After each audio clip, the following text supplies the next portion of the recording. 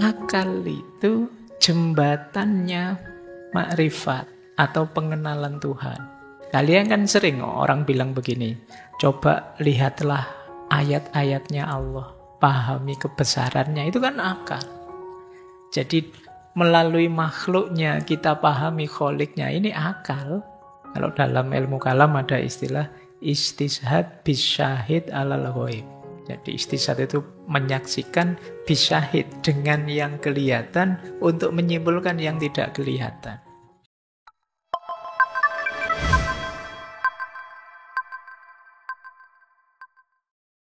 Malam hari ini kita membahas salah satu kitab dari seorang sufi yang beliau ini sekaligus faqih, ahli fikih, sekaligus muhaddis, ahli hadis.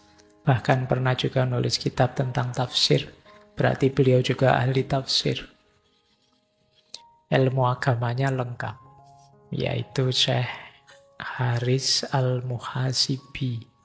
Dulu pernah kita bahas juga tentang beliau, seingat saya juga bulan Desember kayak gini di tema muhasabah. Gelar Muhasibi memang ahli muhasabah, beliau dikenal itu. Beliau kelahiran Basroh meskipun nanti hidupnya banyak di Baghdad. Era puncak-puncaknya kejayaan Islam, dinasti Abbasiyah. Beliau sejaman dengan Imam Ahmad bin Hambal dan banyak tokoh besar yang lain pada zamannya. Puncak-puncaknya ilmu-ilmu keislaman, fikih, tasawuf, kalam, dan lain sebagainya. Bahkan ada yang bilang beliau ini pelopornya tasawuf sebagai ilmu. Mungkin kalau sebelumnya tasawuf itu praktek-praktek untuk mendekat pada Allah, menuju Allah, dan lain sebagainya. Nah, beliau ini yang mempelopori tasawuf sebagai ilmu tasawuf yang ditulis, dijelaskan secara sistematis, sehingga orang bisa paham. Beliau ini ya anaknya orang kaya sebenarnya, cuma beliau tidak mau sedikit pun mengambil harta warisan dari ayahnya. Karena ceritanya beliau ini tidak cocok sama ayahnya. Ayahnya orang kaya, teologinya Mu'tazilah. Beliau tidak setuju dengan konsep teologinya Mu'tazilah.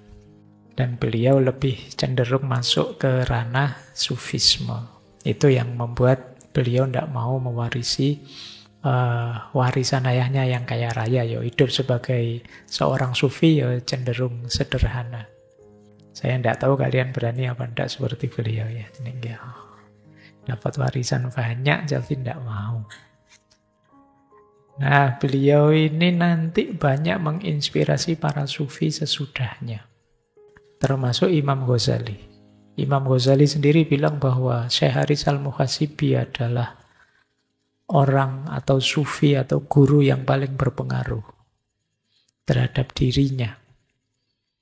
Jadi kitab Ihya Ulumuddin itu cara pemaparannya mirip dengan tulisan-tulisannya Imam Haris Al-Muhasibi. Yang paling terkenal kitab beliau adalah kitab Ar-Ri'ayah li Huquqillahi Ta'ala. Kemudian ada juga kitab Al-Wasoya. Dan yang kita bahas malam hari ini, salah satu karya beliau, Risalah Al-Mustarsyidin. Al-Mustarsyidin itu artinya orang-orang yang mencari petunjuk. Ini kitab ini tipis. Kalau yang ditulis oleh Imam Haris sendiri mungkin sekitar 14 halaman. Modelnya mirip kitab Hikam. Jadi ada jadi sepotong-sepotong hikmah, sepotong-sepotong wawasan. Makanya istilahnya mustarsyidin, orang-orang yang nyari petunjuk. Siapa tahu teman-teman nanti di salah satu yang beliau sampaikan dapat petunjuk. Meskipun tentu saja tidak bisa saya sampaikan semuanya malam hari ini. Jadi Ya senyampainya saja, pokoknya kalau waktunya cukup ya saya off-kan. Meskipun mungkin slide-nya saya bawa banyak, tapi nanti kepotong dimanapun saya selesaikan. Anggap saja ini kayak film itu trailernya saja ya. Fullnya, utuhnya teman-teman harus baca kitab itu sendiri. Terjemahannya mungkin sudah ada banyak. Jadi tiga-tiganya kitab tadi yang saya sebut mungkin kelihatannya sudah diterjemah. Jadi silahkan teman-teman cari, dikaji, didalami. Malam hari ini kita tengok kira-kira ada apa. Semoga satu dua ada yang menggugah kita, menyadarkan kita. Sebenarnya misinya itu saja sih. Kalau tertarik dengan kitabnya, ingin mendalami, silahkan. Baik, bismillah ya. Cuma seperti minggu lalu saya jelaskan apa sih hubungannya filsafat dan tasawuf sehingga kok kita masukkan tema-tema tasawuf dalam kajian filsafat. Saya tambahi lagi satu wawasan dulu sebelum masuk ke kitab. Ini juga sering ditanyakan ke saya. Perannya akal dalam tasawuf. Apa sih Pak gunanya akal? Karena secara umum orang melihat nalarnya tasawuf itu bukan nalar rasional, tapi lebih nalar yang sifatnya intuitif. Basisnya adalah pengalaman batin kita saat menuju Allah. Nah, tapi apa akal tidak dipakai dalam tasawuf? Akal ya dipakai. Banyak perannya akal dalam tasawuf, dalam perjalanan spiritual. Apa saja? Coba kita lihat ya. Ini mungkin karena kan sebagian besar mahasiswa, mungkin pertanyaan ini muncul juga. Yang pertama, perannya akal adalah sebagai jalan pemahaman, khususnya pemahaman awal. Ya tidak mungkin kita melakukan sesuatu tanpa memahami apapun. Pasti basisnya perbuatan kita itu ya pemahaman. Kalau itu disebut pemahaman, ya pasti ada perannya akal. Bahkan ada yang bilang, ya akal itu untuk memahami syariatnya. Dan syariat ini tahap pertama sebelum masuk ke hakikat dan mengalami makrifat. Ini peran pertama yang dimainkan oleh akal. Yang kedua, akal berguna sebagai jalan untuk memberi kerangka rasional. Mungkin kerangka rasional terlalu sulit. Untuk menjelaskan yang tadinya intuitif, pengalaman batin. Kalau berhenti di pengalaman intuitif batin saja, yo yang menikmati yang ngalami saja. Tapi kan ini perlu diketahui orang lain. Biar orang lain paham terus tertarik menempuh jalan yang sama. Berarti apa? Harus dijelaskan. Untuk bisa dijelaskan, ya ada perannya akal di situ. Rumusan yang pas gimana, tata kalimatnya bagaimana, bahasa yang sesuai bagaimana. Ibnu Arabi misalnya merumuskan wahdatul wujud itu kerangka akal yang bikin narasi-narasinya. Cinta itu ini loh, cinta jenis pertama, cinta jenis kedua. Cintanya sendiri pengalaman batin. Tapi uraian tentang cinta, tentang mahabbah, itu ya perlu bantuan akal untuk menarasikannya. Jadi yang ada di kitab-kitab tasawuf itu ya tidak mungkin kalau sufinya tidak pakai akal sama sekali nulisnya. Jadi ini yang kedua, entah dengan model nalar yang gimana, bakal sampai model yang kalau istilahnya Ibnu Arabi ada istilah imajinasi kreatif. Karena batin itu kan sulit dijelaskan. Terus mungkin menggunakan imajinasi, menggunakan simbol-simbol. Ada yang pakai simbol cahaya, ada yang pakai simbol matahari, ada yang pakai... Ini akal. Jadi itu kerja kedua. Jadi memberi kerangka rasional. Kerja yang ketiga, jangan lupa di antara jalan spiritual ada namanya muhasabah, ada namanya tafakur. tafakur, ada namanya tadabbur. Itu aktivitas akal. Jadi ini 3 hal ini ya perlu akal. Jadi kalau ada yang bilang, oh ya, agama nggak usah pakai akal agama itu. Jadi kalau nggak ada akal, gimana kita muhasabah, gimana kita tafakur, gimana kita tadabbur. Jadi ini juga kan jalan, kita evaluasi saya sudah benar apa salah, yang saya lakukan pas apa belum. Nah, ini pakai akal. Mungkin ada banyak sekali tema ngaji filsafat itu kan tema tasawuf, tapi kan ya menjelaskannya pakai akal. Kalau saya menjelaskannya tidak pakai akal, kalian tidak bisa nangkep. Buktinya kalian bisa memahami, bisa menangkap. Berarti ada kerja akal. Ada lagi yang keempat, akal itu jembatannya makrifat atau pengenalan Tuhan. Kalian kan sering orang bilang begini, coba lihatlah ayat-ayatnya Allah, pahami kebesarannya, itu kan akal.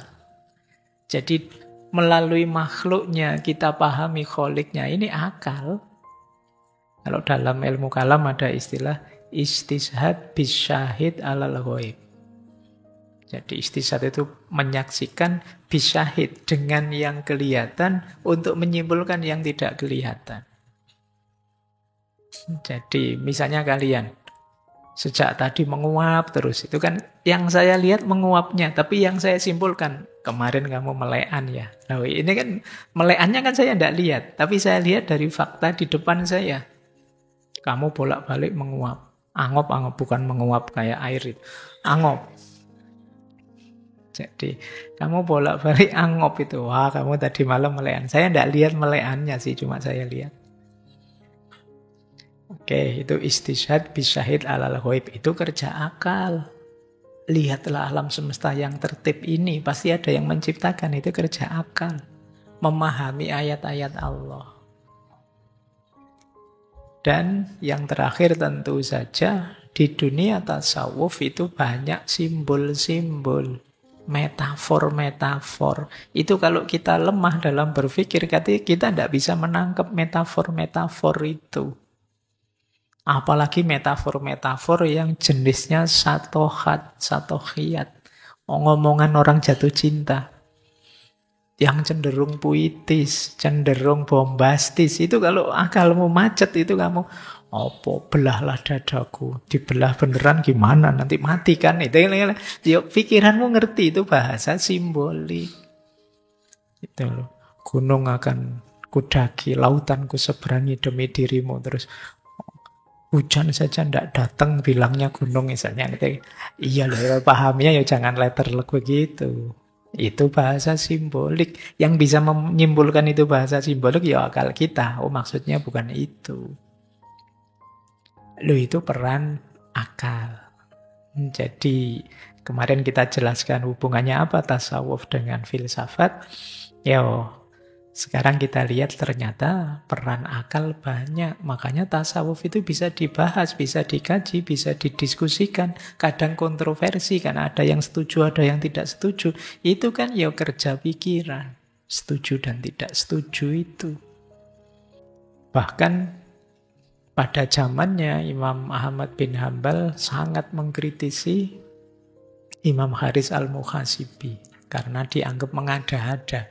Karena sebelumnya tidak ada orang menuliskan kesolehan, kesufian dalam bentuk kitab, risalah-risalah. Disebutnya bid'ah, mengada-ada. Meskipun kemudian sampai hari ini juga masih banyak yang mengkaji kitab-kitab tasawuf.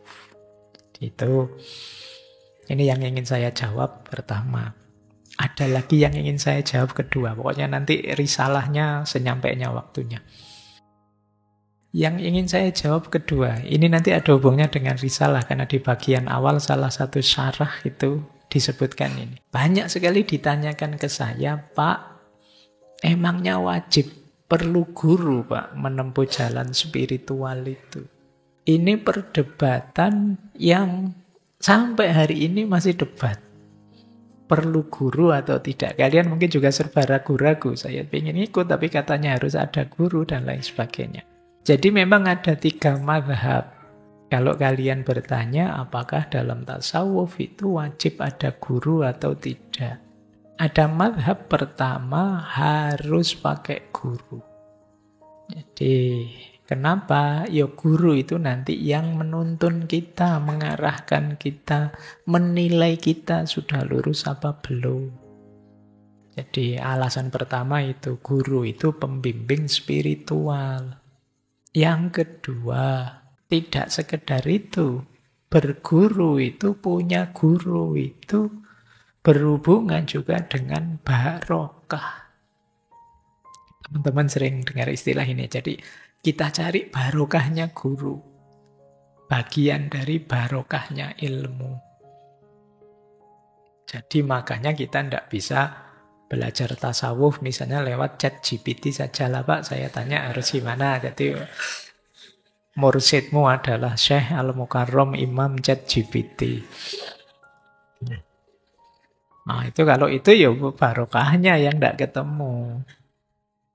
Jadi itu alasan kedua. Jadi guru itu ya tidak sekedar bimbingannya yang ditunggu, tapi juga barokahnya. Yang ketiga, guru yang bisa tahu kalau kita salah memahami, mungkin dari kitab, mungkin dari tuntunan tertentu. Kalau kita sendirian, tidak ada yang mengingatkan. Kalau sama teman, Pak, ya, teman kan satu level. Kalau guru levelnya lebih tinggi, bisa mengingatkan. Makanya ada, terkenal sekali, ada gium dalam tasawuf itu ya, orang yang tidak punya guru, gurunya setan. Jangan kamu jawab, wah pinter dong Pak, cerdik dong Pak, setan itu kan cerdik. Maksudnya bukan itu, kamu tersesat. Yang keempat, guru itu teladan. Ada guru lebih simpel, lebih ringan. Kamu tinggal meniru yang beliau lakukan. Tidak perlu capek-capek membaca kitab, memahami, dan lain sebagainya. Apalagi level kalian. Kalau ketemu tulisan kitab-kitab, apalagi bahasa Arab kan langsung roaming. Tidak nyambung sudah. Nah itu pentingnya guru. Jadi ini alasan pertama. Harus ada guru. Meskipun ada juga alasan kedua dari madhab kedua yang bilang ya tidak harus. Lebih baik ada guru tapi tidak wajib, tidak harus.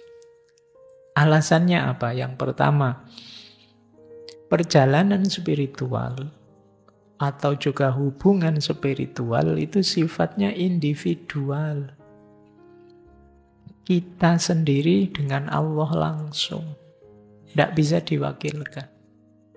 Jadi itu sebenarnya urusan kita yang sendiri. Hubungan kita mandiri dengan Allah. Itu alasan pertama. Alasan kedua ini yang paling banyak dipakai. Sudah ada kitab suci Al-Quran. Sudah ada kitab-kitab hadis. Sudah banyak kitab-kitab spiritual. Tuntunan-tuntunan para ulama yang besar-besar, yang hebat-hebat. Jadi sudah ada rujukan tertulisnya, itu alasan kedua. Ada alasan ketiga, kalau ini agak beda alasannya. Kuatirnya kita salah milih guru. Terus dimanipulasi, dimanfaatkan oleh guru itu. Dan itu mungkin saja sih. Jadi ada relasi kuasa yang sifatnya negatif.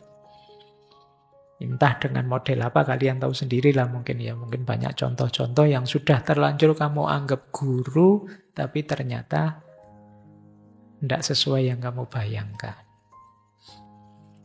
Yang keempat, ini juga dikhawatirkan kalau terlalu tergantung pada guru, khawatirnya itu tadi, ini kan perjalanan kita sendiri. Nanti kalau guru kita tidak ada gimana? Kalau kita ketergantungan mutlak pada guru, terus selanjutnya gimana perjalanan kita kalau tidak ada guru? Dan toh kita tidak bisa memastikan guru kita ada terus. Atau bisa terjebak kultus yang berlebihan pada guru. Dan ini juga sering kan dikritikkan model kultus pada guru ini. Jadi ini alasan kedua. Jadi ada guru boleh, bagus, tapi tidak ada juga tidak apa-apa. Jadi tidak harus. Nah ada madhab ketiga. Madhab ketiga bilang Guru perlu, tapi ada bintangnya, syarat dan ketentuan berlaku. Syaratnya apa? Yang pertama, guru itu penting pada tahap awal perjalanan spiritual. Di level ketika kamu belajar dan memulai perjalanan. Penting apa? Mengarahkanmu. Biar tidak keliru. Nah ini pertama, jadi syarat pertama itu. Yang kedua, setelah murid sampai tahap tertentu, silahkan dia jalan sendiri. Kalau levelnya sudah tinggi, ya jalan sendiri, sudah mampu dia. Tidak lagi perlu ada guru. Nah ini mazhab ketiga. Jadi ya sampai level tertentu perlu guru. Tapi kalau sudah memang mampu belajar mandiri, membaca mandiri, silakan jalan. Nah ini mazhab ketiga. Jadi ini kalau ada yang tanya ya, saya sering sekali ditanya, Pak harus ada guru enggak? Ya tergantung sederhananya situasimu seperti apa. Kalian sudah hebat, sudah mampu berjalan sendiri, mampu cari rujukan sendiri, silahkan jalan. Mungkin perlu tuntunan guru di awal, nanti di belakang jalan sendiri, monggo. Atau tidak bisa Pak, saya tetap harus ada guru terus. Kalau tidak ada guru, saya tidak bisa, ya monggo. Jadi ada 3 madhab ini, kalian situasikan dengan dirimu. Baik, saya ngomong gini karena di bagian awal kitab Risalah Al-Mustarsijin cuma yang versi syarah, yang disyarahi oleh Syekh Abdul Fattah Abu Huddah. Itu di bagian awal ada penjelasan ini yang mengutip dari Syekh Ibnu Anad An-Nafthi Ar-Rosail As-Sur. Ada kalimat begini, ini kalimat dari Imam Asy-Syatibi. Jiwa yang jernih tidak perlu mengandalkan guru dan baiat. Ini menarik, ini mungkin semacam teori alternatif. Jadi guru itu, kata Ibnu Abbad ya, kata saya Ibnu Abbad, guru itu ada 2 jenis. Yang pertama guru pendidik. Ini guru-guru sufi, guru mursyid, atau syekh at-tarbiyah. Yang kedua guru pengajar, atau saikhul ilm. Nih, kalian paham ya bedanya. Yang pertama mungkin yang hari ini kita sebut mursyid, guru pendidik, saikhut tarbiyah yang menuntun kita, tidak sekedar memberi informasi, nambah wawasan. Yang kedua guru pengajar. Kalau guru pengajar itu ngasih kamu ilmunya, ngasih kamu wawasannya. Nah, kata Syekh Ibnu Abbad, kalau saikhul ilm, semua orang perlu. Kita perlu belajar dari siapa saja. Kita harus tahu ilmunya kan tentang apa saja. Berarti kita perlu guru yang ngajar kita. Mungkin fikih, mungkin kalam, mungkin tasawuf. Ya termasuk dalam tasawuf. Kita perlu saikhul ilm. Tapi kalau saikhut tarbiyah, kata Syekh Ibnu Abbad, kalau orangnya sudah cerdas, jiwanya luhur, jernih pikirannya, jernih jiwanya, di mana orang ini mampu mengamalkan ilmu yang diberikan hanya guru pengajar, dia tidak perlu guru pendidik. Kalau misalnya ya, ustadzmu di kampung sana ngajari kamu tentang sabar, terus setelah itu kamu bisa menjalankan sabar itu, berarti kamu, jiwamu ini jernih, pikiranmu juga jernih, bisa menguasai dirimu. Kalau sudah seperti ini, kamu tidak perlu guru tarbiyah. Tapi kalau kamu kesulitan, gimana ya Pak caranya sabar? Saya bolak-balik nyoba, tidak sabaran terus, ngamuan terus. Saya sulit sekali mengendalikan diri. Mungkin kamu perlu guru tarbiyah tadi.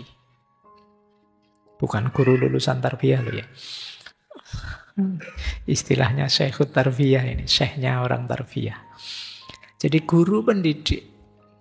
Jadi yang nuntun kamu sudah, ini berarti kamu perlu tips khusus, perlu cara khusus. Cara umum yang ada di kitab-kitab mungkin kamu sulit menjalankannya. Mungkin jiwamu, kalau katanya Syekh Ibnu Abbad itu hijabnya tebal.